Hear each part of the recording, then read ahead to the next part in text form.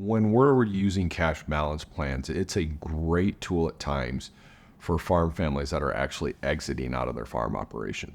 So if you have a farm where that next generation's not coming back, and the patriarch or matriarch are facing what they want is as an exit plan from the farming operation to transfer from an active role to a passive role.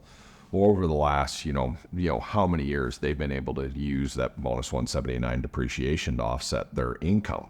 And now they're going to be looking at, okay, well, if I have a farm auction, I'm going to have to sell all the farm equipment off, and I got to recapture all that depreciation as ordinary income.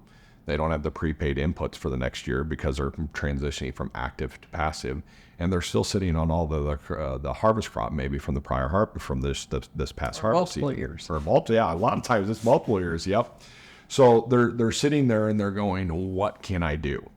Well, and a lot of times if they can take a proactive plan and say, okay, if I know I want to retire in 3, 4, 5, 6, 7 years, what aspects can I do? Well, one of those tools is a qualified retirement plan, because a qualified retirement plan allows that farm family to make large contributions into the qualified retirement plan and get similar tax deductions as they would if they were buying a new combine, a new planter, or a new whatever piece of equipment. And one of those things is a cash balance plan, because the Internal Revenue Service allows individuals to put large contributions into the cash balance plan, take similar tax deductions, as long as their taxable income justifies a certain contribution, if I'm understanding it right, Sean. Yeah, and it is based on self-employment income. Yep. So the equipment sales don't fall into that bucket, whereas the grain that's sitting in your bin does. Now, the couple of the caveats that you need to be aware of if you're using a cash balance, and we have several clients using them, they're an awesome tool for, again, as we went over before, switching from this pocket to this pocket and taking advantage of tax-related deductions.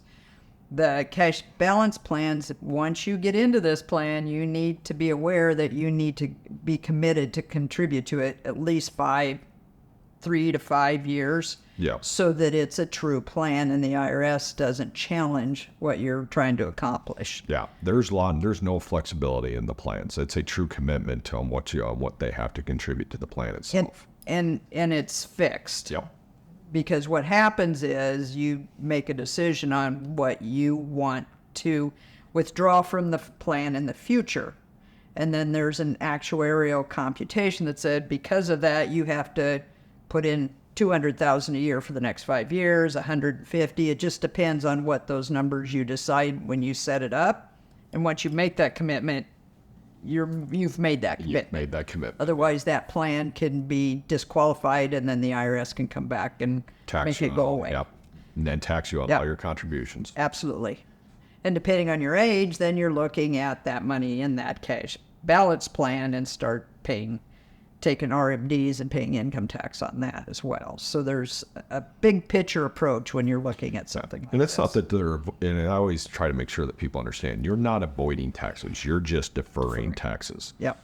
So a lot of times, is there enough spread between, are you going to be forced in the highest tax bracket to where if you can spread that deferral out over your lifetime or in your spouse's lifetime, or maybe your kids' 10 years, is it going to be in a low enough tax bracket to where that spread makes it worthwhile?